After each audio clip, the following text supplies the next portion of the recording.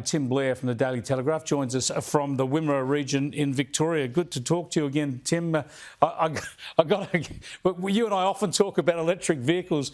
You've written about it again this week. The statistics in Australia and I've got to say around the rest of the world are going to be pretty worrying for the car companies who have tipped so much into producing EVs because people have stopped buying them.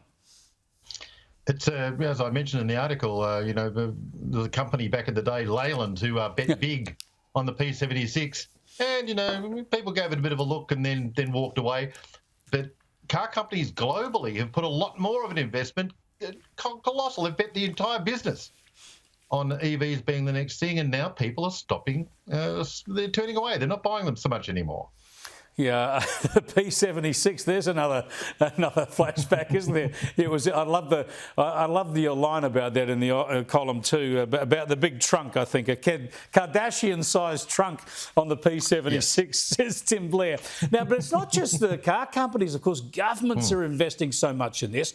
And I've got to show you this exchange between with the Biden administration's Energy Secretary Pete Buttigieg and about a $7 billion program for EV chargers around America. Just have a listen to how many chargers they've come up with.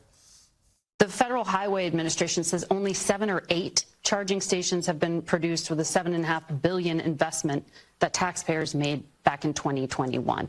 Why isn't that happening more quickly? So the president's goal is to have 500,000 chargers up by the end of this decade. Now, in order to do a charger, it's more than just plunking a small device into the ground. There's utility work, and this is also really a new category of federal investment. But we've been working with each of the 50 states. Every one of them is getting formula dollars to do this work, engaging them in the first handful. Again, by 2030, 500,000 chargers. And the very first handful of chargers are now already being physically built.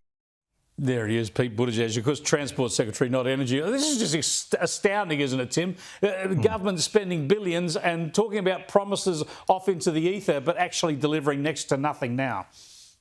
This is the great difference as well, Chris, about how we transition from horse and cart to petrol engine vehicles and how we're meant to be transitioning from petrol vehicles to EVs. Back in the day, there was no huge government investment to move us off of horses. Nothing. It was just, if you did get a vehicle, a car out in the middle of nowhere in Australia, for example, it didn't really matter if you didn't have a petrol station. Go to the hardware shop and get some Kero. You can still get the thing running. There were different ways you could move ahead without the government investing. And as we've just seen with that, $7 billion US, and they've got one charger per billion out of that. That's just so classic. Yeah, I mean, it's got to be driven by the technology, driven by the innovation. You can't fake this stuff with government money. That's a point well made.